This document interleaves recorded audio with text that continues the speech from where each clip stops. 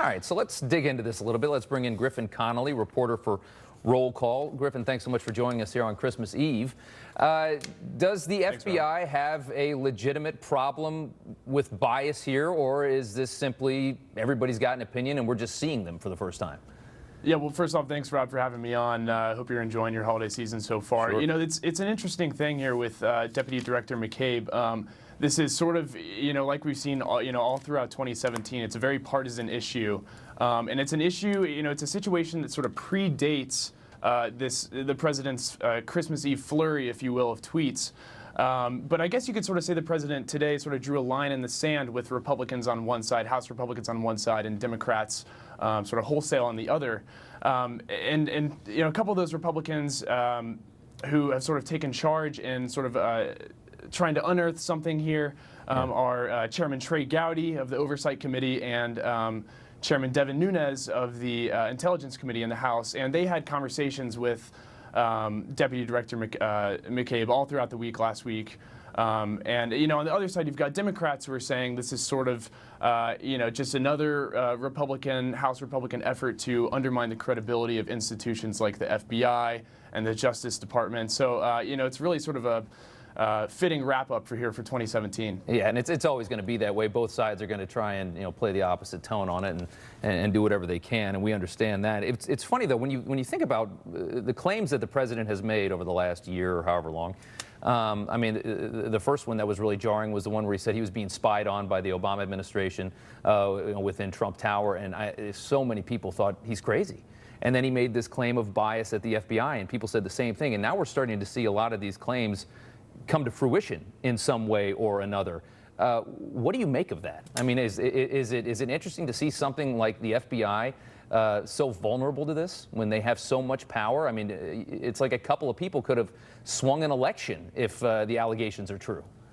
Well, again, that's an interesting question, and sort of like I had mentioned in the previous question. That's something that the House, a couple of House chairmen are looking into, and the Democrats sort of reject wholesale.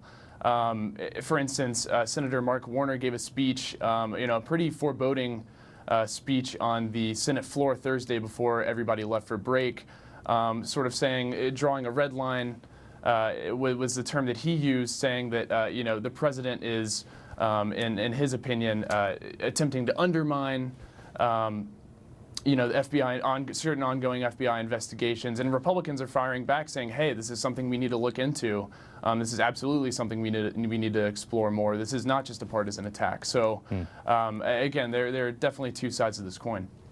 Well, the defenders of the FBI and of James Comey in particular always point to the fact that, if there was a big bias here and there was a big push to get Hillary Clinton elected in last year's election, why did Comey reopen that investigation just days before the election when he found the Huma Abedin, the Anthony Weiner email thing, and the laptop? That's their defense. Is that a pretty solid defense that the FBI was acting appropriately and trying to do this as straight and honest as they could?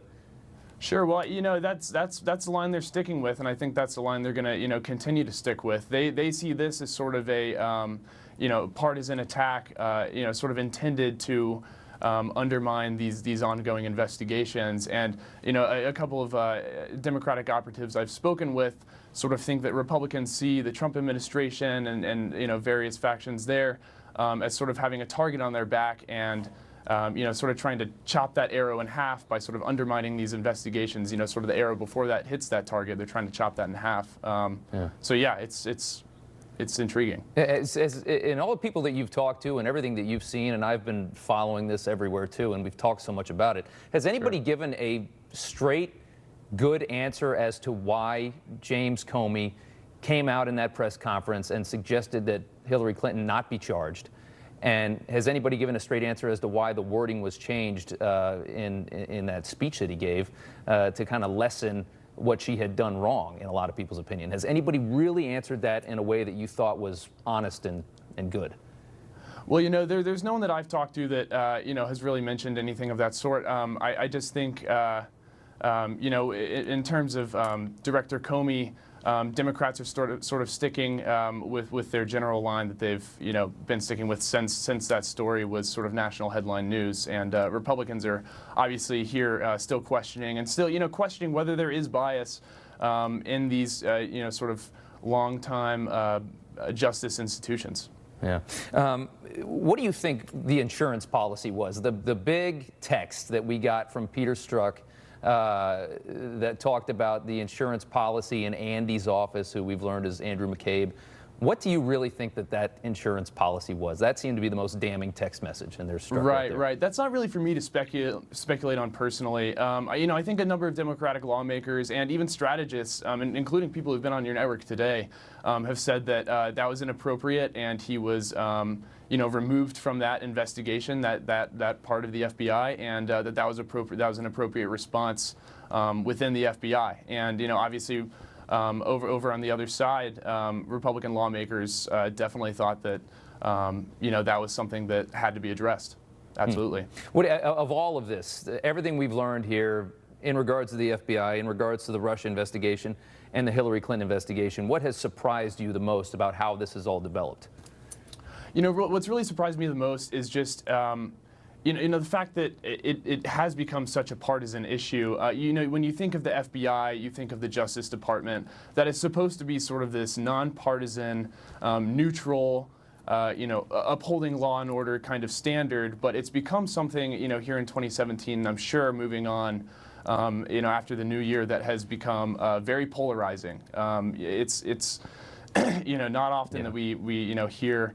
About the FBI and the different players at the top levels of the FBI, being such divisive figures. Yeah. Well, we understand that Bob Mueller's investigation into the Russia collusion could soon be coming to an end. Sure. And that'll just be endlessly interesting to see what develops of that and how far that goes. Griffin, thanks so much for coming on tonight. I know it's Christmas Eve. We appreciate it, and Merry Christmas. Thanks, Rob. Same to you. All right. Well, 6 years ago.